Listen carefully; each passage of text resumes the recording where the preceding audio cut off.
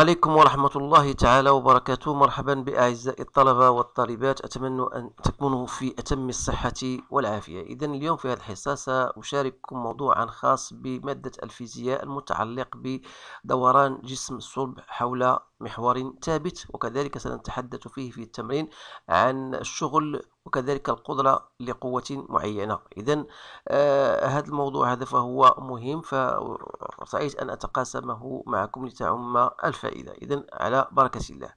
إذا فوالا الموضوع هو أمامكم باللغة الفرنسية، سنقرأه جميعا ثم نشرع في الإجابة عنه. إذا une éolienne de taille moyenne comporte une hélice à trois pales, comme vous regardez bien sûr dans votre schéma, reliée à un rotor. Une pale a une longueur de 20 mètres et l'hélice tourne à raison de 10 tours par minute. Première question, calculer la vitesse angulaire oméga de rotation des pales de l'éolienne. Quelle est la nature du mouvement du point A situé à 10 mètres de centre haut de la pale? Justifié.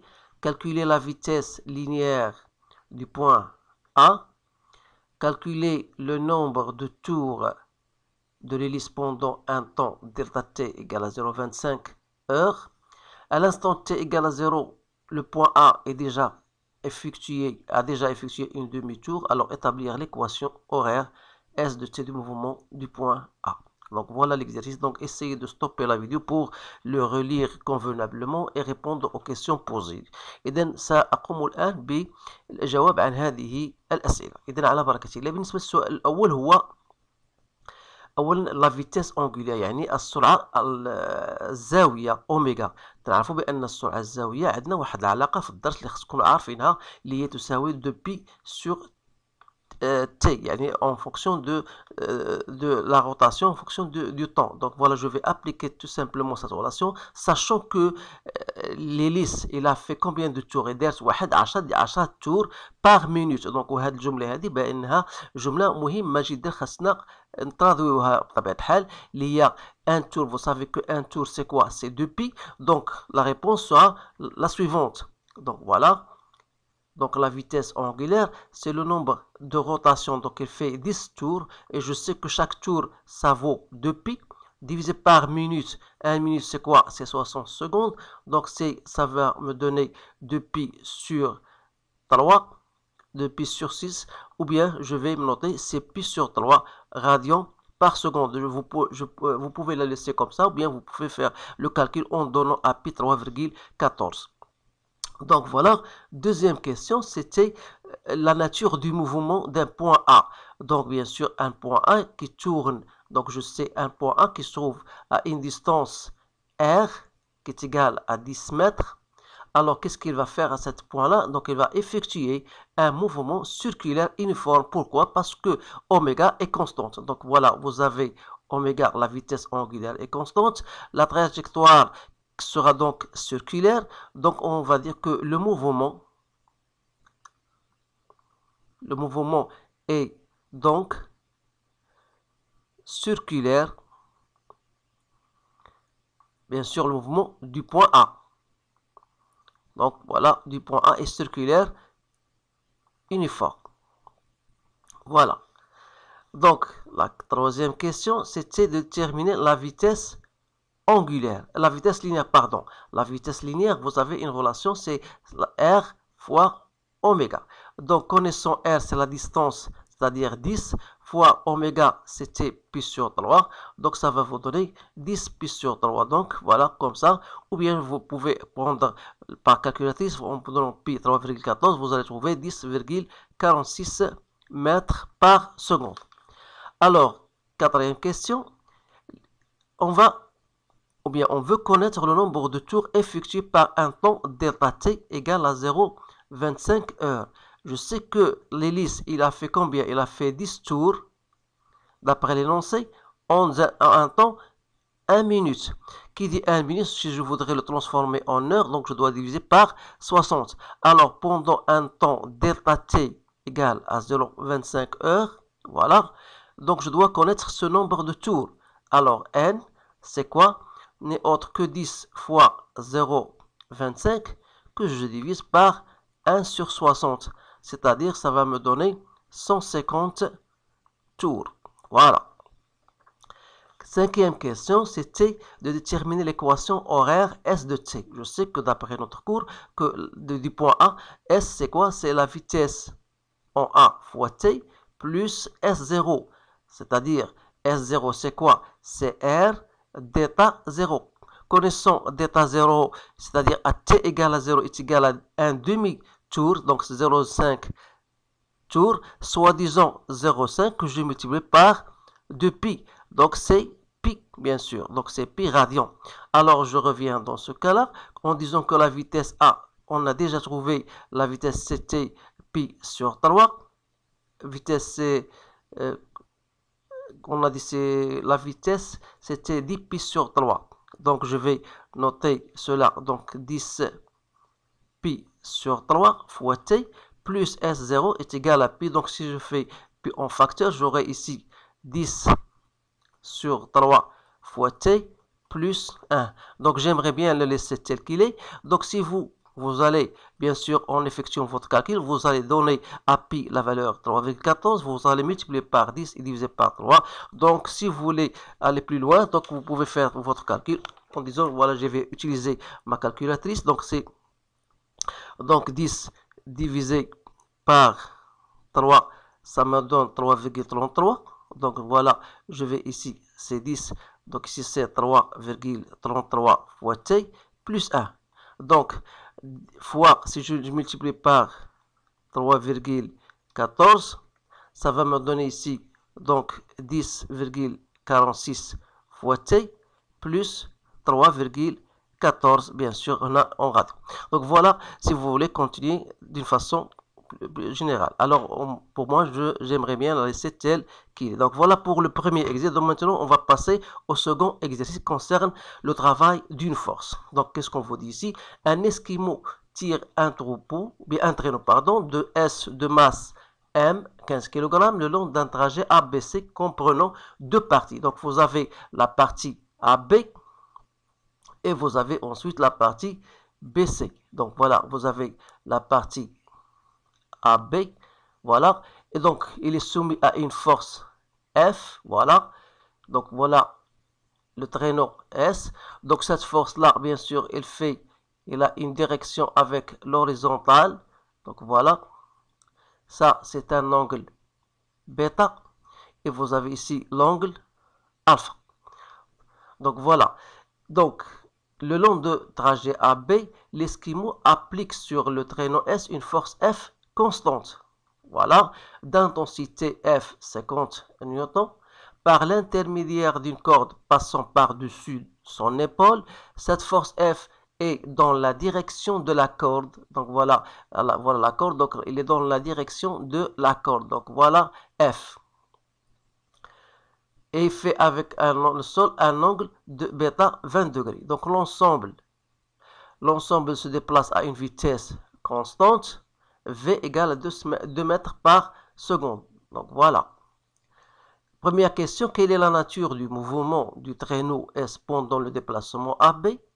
Calculer le travail de F le long du trajet de A vers B pendant le déplacement et préciser sa nature. Calculer la puissance de la force F pendant le déplacement AB. Déterminer le travail de R, à travers de la réaction R de la partie AB sur le traîneau au cours du déplacement. Maintenant, je passe à la question 2. Au point B, l'Esquimau élimine la force F, c'est-à-dire on élimine cette force-là, et le traîneau poursuit son mouvement sur la partie BC, mais cette fois-ci avec un frottement F. Alors, donnez le bilan des forces exercées sur le traîneau le long de le trajet PC et calculez le travail de chaque force sur le trajet. Alors, essayez toujours de stopper la vidéo pour bien comprendre ces questions. Vous allez répondre, puis après, vous allez comparer vos résultats avec les miens. Alors, voilà, je passe maintenant à la première question dans laquelle on vous dit, voilà, quelle est la nature du mouvement S. Alors, je vais d'abord noter les différentes informations. On a M égale à 15 kg. Vous avez AB égale à 20 mètres. Vous avez l'angle alpha, c'est 30 degrés. Vous avez BC, c'est 60 mètres. Vous avez la force F, 50 newtons. Vous avez l'angle bêta, c'est 20 degrés. Et vous avez la vitesse 2 mètres par seconde. Alors, premièrement, on vous dit, voilà, la nature. Alors, qu'est-ce qu'on remarque? On remarque que pendant le trajet AB, la vitesse était constante, c'était égal à 2 mètres par seconde. Alors, comme la trajectoire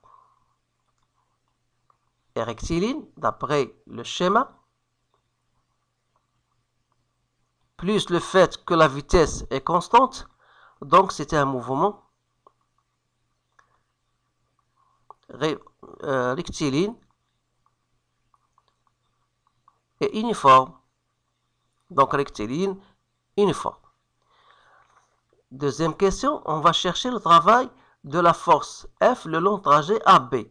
Vous savez, par définition, donc la force scalaire, le déplacement AB n'est autre que la force F, le module de AB, cos de l'angle que fait AB avec F, qui est noté dans le schéma, c'est bêta. Donc en faisant votre calcul, donc c'est 50 fois 20 fois cos de 20, vous allez trouver 939,69 joules. Alors, vous remarquez qu'il est positif, donc c'est un travail moteur. Voilà. Ce sont des questions typiques, donc il faut simplement apprendre votre cours. Donc, pour ce qui concerne la puissance de la force F le long le trajet AB, vous savez que la puissance n'est autre que le travail divisé par le temps. Et alors, comme le temps n'était pas donné, donc je travaille avec le travail, donc c'est la force fois le déplacement, ou bien produit scalaire, bien sûr, delta t. Comme AB sur t delta c'est la vitesse, donc c'est la force fois la vitesse scalaire, la vitesse. Donc il faut travailler avec cela. Donc c'est quoi? C'est F, le module de F, ou le module fois cos de l'angle que fait F avec le vecteur vitesse, qui n'est autre que, cette fois-ci, toujours, c'est l'angle bêta. Donc si je fais mon application numérique, ça me donne 50 fois 2 fois cos de 20 degrés. Donc c'est 96 watts. 1,4. 1,4, voilà le travail de R. Alors là, voilà le travail de la réaction le long du trajet AB. Alors, pour cette question, vous savez, puisque la vitesse est constante, alors d'après le principe d'inertie, donc d'après le principe d'inertie que vous connaissez tous, qui dit que la somme des forces est égale à 0 dans ce cas, parce que la vitesse est constante. Qui dit travail des forces égale à constante, ça veut dire que la somme des travaux est nulle. Donc, comme les forces sont la force F, plus on a le poids, et on a bien sûr la réaction égale à 0, toujours selon le déplacement, bien sûr, AB. Comme le travail de poids égale à 0, puisque le poids est perpendiculaire au trajet, ça veut dire quoi? Ça veut dire que le travail de R le long AB est égal à moins le travail de la force F le long trajet AB. Connaissant le travail de F, donc il reste tout simplement de noter, il sera moins 939,69 joules. Donc voilà le travail de cette réaction. Donc maintenant, on va passer à la question 2. La question 2, donc on vous donne la force de frottement 120 newtons. Alors, première question, c'était de déterminer bien le bilan des forces, parce que, bien sûr, F était annulé. Alors, il ne reste seulement le poids P, donc action de la Terre, bien du pesanteur, et il ne reste la réaction du plan. Réaction du plan incliné. Donc voilà les différentes forces. Alors, comment je vais chercher le travail de chaque force? Le travail du poids, donc d'après notre cours, c'était en mg zb moins zc. Comme zb moins zc, c'est l'altitude h. Alors h, bien sûr, vous savez, voilà. Donc voilà b, voilà C. Donc le travail de cette force-là, donc ZB moins ZC, c'est voilà H. Alors on peut travailler donc avec l'angle alpha, donc c'est MG sinus de alpha, mais n'oubliez pas, il faut multiplier par BC, car sinus de alpha est égal à H sur BC. Alors de là, je peux en déduire H. Donc je vais effectuer mon calcul. M, c'était 15 kg. Je vais prendre G, 10 newtons par kilogramme. Donc BC, c'était 60. Sinus de 30 degrés. Donc ça me donne 4500 joules. Voilà. Donc il me reste maintenant le travail de R. Alors le travail de R, bien sûr, tous les jours, le déplacement BC, c'est de force. On a travail de forcement plus Rn. Comme le travail de Rn égale à 0, donc il reste seulement le travail de F. Je dis que le travail de Rn égale à 0. Alors, travail de F, puisque F et BC se sont opposés, donc on aura moins F fois BC. Donc, étant donné que F égale à 120, que je multiplie par 60, je trouve moins 7200 joules. Donc, voilà la réponse à ce sujet. Donc, j'espère vous avoir cela pourrait vous être utile. Donc, essayez de le répéter et de le partager avec vos collègues, bien sûr. Alors, je vous remercie de votre attention. Je vous souhaite une bonne chance et je vous dis à bientôt.